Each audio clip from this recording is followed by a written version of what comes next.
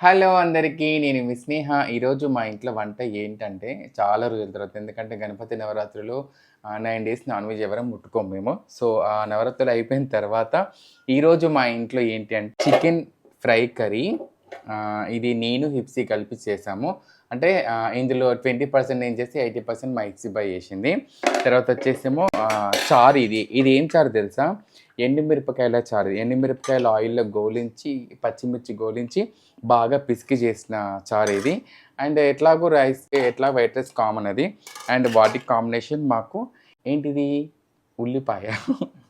So, ఫైనల్‌గా మేమైతే ఈరోజు 10 డేస్ తర్వాత చికెన్‌తో తినబోతున్నాం మేము. సో, చికెన్ కర్రీ అయితే టేస్ట్ చేయబోతున్నాం ఇప్పుడు ఎలా ఉందనేది.